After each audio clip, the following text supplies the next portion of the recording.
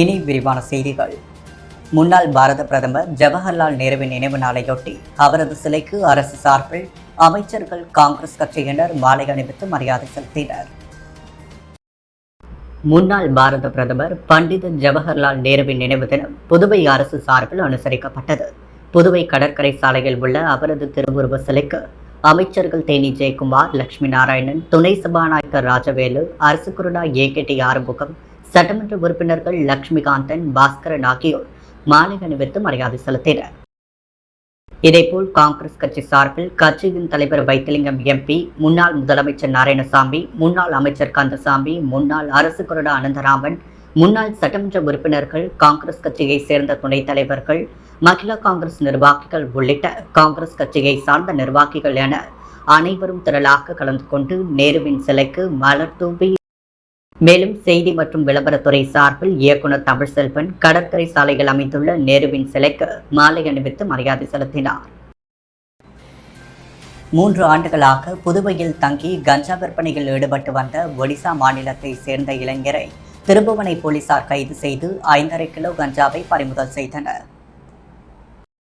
திருபுவனை காவல் நிலைய எல்லைக்குட்பட்ட பகுதியில் கஞ்சா விற்றவர்களை பிடிக்க போலீசார் தீவிர கண்காணிப்பில் ஈடுபட்டு வருகின்றனர். அதன்படி திருபுவனை கொம்யூன் பஞ்சாயத்து அலுவலக பகுதியில் சனிக்கிழமை போலீசார் கண்காணித்த பொழுது வடமாநில இளைஞர்கள் கும்பலாக சென்றது தெரியவந்தது. இதையடுத்து அவர்களிடம் இருந்த பைகளை போலீசார் வாங்கி சோதனையிட்டனர்.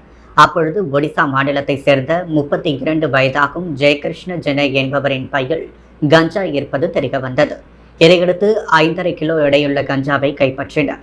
அவரிடம் நடத்திய விசாரணைகள் கடந்த 3 ஆண்டுகளாக திருபுவனை பகுதியில் தங்கி வேலை பார்ப்பது தெரியவந்தது. மேலும் அண்மையில் தேடுதலுக்காக ஒடிசா சென்ற ஜெயகிருஷ்ண ஜெனே கஞ்சா வாங்கி வந்திருப்பது தெரியவந்தது.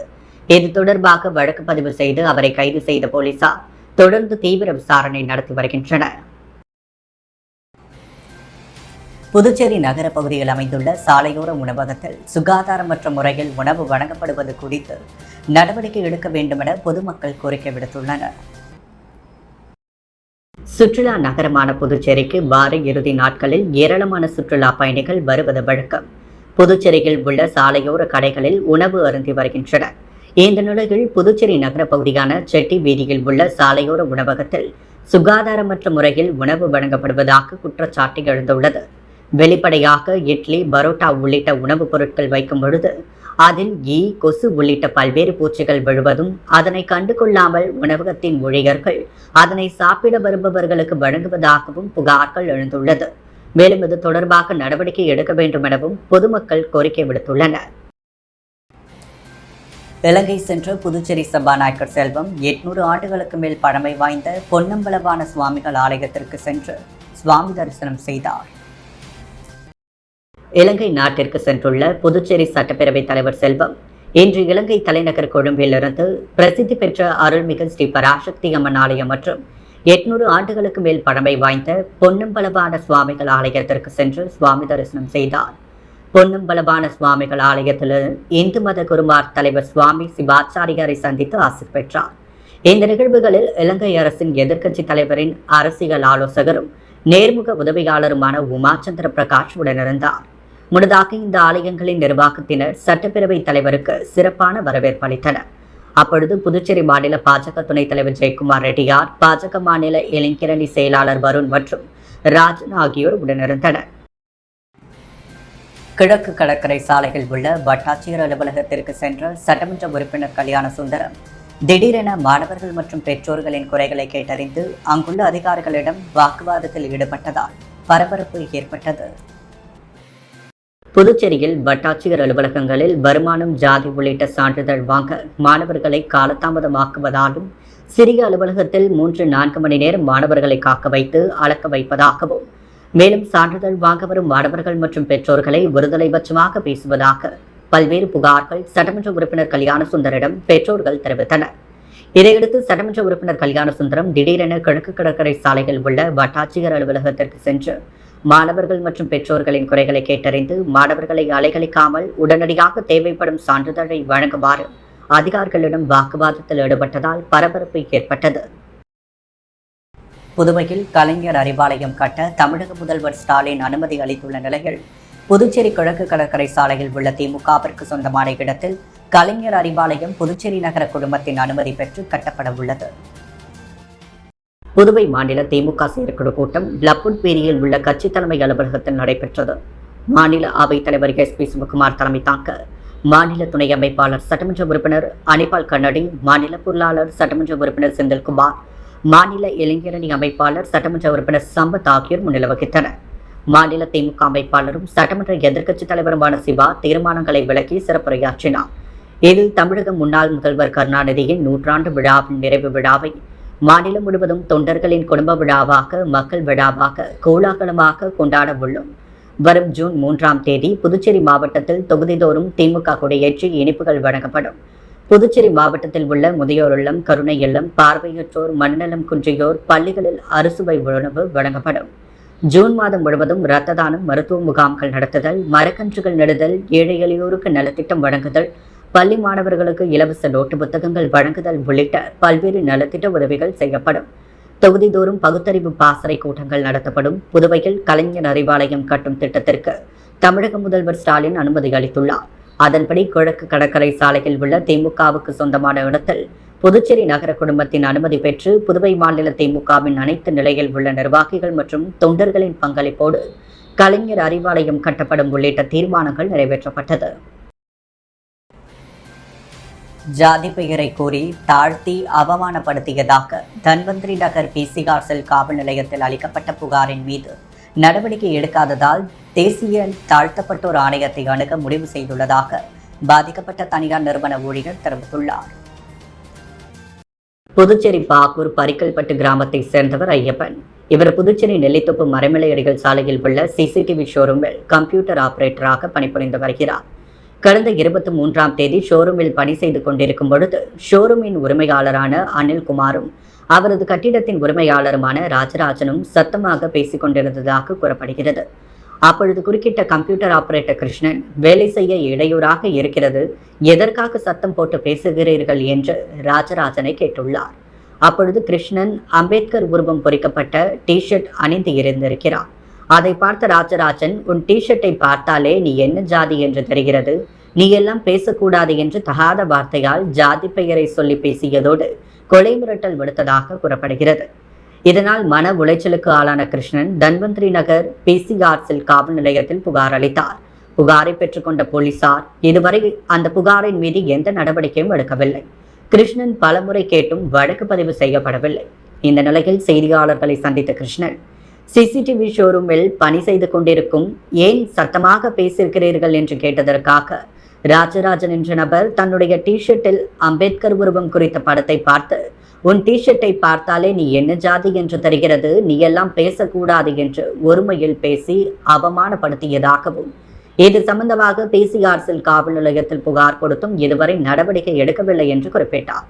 பல பேர் முன்னிலையில் என் ஜாதியின் பெயரை சொல்லி திட்டி என்னை அவமானப்படுத்திய ராஜராஜன் மீது கடுமையான நடவடிக்கை எடுக்க வேண்டும், மேலும் எனக்கும் என் குடும்பத்தாருக்கும் பாதுகாப்பு அளிக்க வேண்டும் என கேட்டுக்கொண்ட அவர், என் புகார் மீது புதுச்சேரி போலீசார் நடவடிக்கை எடுக்கவில்லை என்றால் தேசிய தாழ்த்தப்பட்டோர் ஆணையத்தை அணுகி புகார் அளிக்க உள்ளதாகவும் தெரிவித்துள்ளார். முன்னாள் பிரதமர் நேரு நினைவு நாளையொட்டி ராகுல் காந்தி தேசிய பேரவை சார்பில் நடைபெற்ற மாபெரும் ஓவிய போட்டியில் பங்கேற்ற மாணவ மாணவிகளுக்கு சான்றிதழ் மற்றும் பரிசுகள் வழங்கப்பட்டது. புதுச்சேரி ராகுல் காந்தி தேசிய பேரவை சார்பில் முன்னாள் பிரதமர் நேருவின் 60வது நினைவு தினம் இன்று அனுசரிக்கப்பட்டது. இதையொட்டி ராகுல் காந்தி தேசிய பேரவை தலைவரும் ஊடகப் பிரிவு சேர்மனுமான ஆரி சேகர் தலைமையில் பொதுக்குழு உறுப்பினர் திருவேங்கடம் முன்னிலையில் நேருவின் படத்திற்கு மலர் அஞ்சலி செலுத்தி கடற்கரை சாலையில் உள்ள நேரு சிலைக்கு மாலை அணிவித்து மரியாதை செலுத்தப்பட்டது. அதைத் தொடர்ந்து இந்தியாவின் நவீன சிற்பி நேரு என்ற தலைப்பில் நடைபெற்ற மாபெரும் ஓவிய போட்டியில் பங்கேற்ற மாணவ மாணவிகளுக்கு சான்றிதழ் மற்றும் பரிசுகள் வழங்கப்பட்டது. இந்த நிகழ்ச்சியில் ராகுல் காந்தி தேசிய பேரவை செயலாளர் தயாளன், சேவா தள சேர்மன் குலசேகரன், ராஜீவ்காந்தி பஞ்சாயத் ராஜ் சங்கராஜ் மற்றும் சேர்மன் அமுதரசன், காங்கிரஸ் செயற்குழு உறுப்பினர் அசோகன், முன்னாள் இளைஞர் காங்கிரஸ் செயலாளர் பிரபு, ஊடகப் பிரிவு மத்திய மாவட்ட ஒருங்கிணைப்பாளர் மோகன்ராஜ், ராஜீவ்காந்தி பஞ்சாயத் ராஜ் புஷ்பராஜ் மற்றும் முன்னாள் இளைஞர் காங்கிரஸ் துணைத் தலைவர் காளிதாஸ், சேவா தள துணைத் தலைவர் ஆறுமுகம், வண்ண அருவி கலைக்கூட நிறுவனர் ராஜேஷ், ஓவியர்கள் அன்பழகன், மாறன், ஏழுமலை, மணிமாறன், சக்திதாசன், செல்வி, ராம், குமார் மற்றும் மாணவ மாணவியரின் பெற்றோர்கள் கலந்து கொண்டனர். வானூர் அடுத்த இடையன்சாவடி கிராமத்தில் வர்ணமுத்து மாரியம்மன் கோவிலின் பக்தர்களான மலையாளத்தான் நாகமுத்து, முத்துவேல் ஆகியோருக்கு சிறப்பு மிளகாய் அபிஷேகம் நடைபெற்றது. புதுச்சேரி அருகே உள்ள வானூர் அடுத்த இடையன்சாவடி கிராமத்தில் வர்ணமுத்து மாரியம்மன் கோவில் உள்ளது. இந்த கோவில் ஆண்டிற்கு ஒருமுறை பக்தர்கள் தங்கள் உடலில் மிளகாய் அபிஷேக ஆராதனை செய்து நேர்த்திக்கடன் செலுத்தும் விழா தீமிதி திருவிழா நடைபெறும். இவ்வாண்டிற்கான விழா இந்த ஆண்டு கடந்த 21ஆம் தேதி கொடியேற்றத்துடன் துவங்கியது.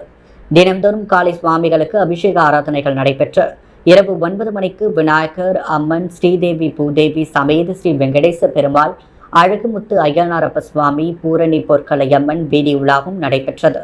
முக்கிய நிகழ்வான நேர்த்திக்கடன் செலுத்தும் விழா நடைபெற்றது. பக்தர்களான மலையாளத்தான் நாகமுத்து, முத்துவேல் ஆகியோருக்கும் சிறப்பு மிளகாய் அபிஷேகம் நடைபெற்றது.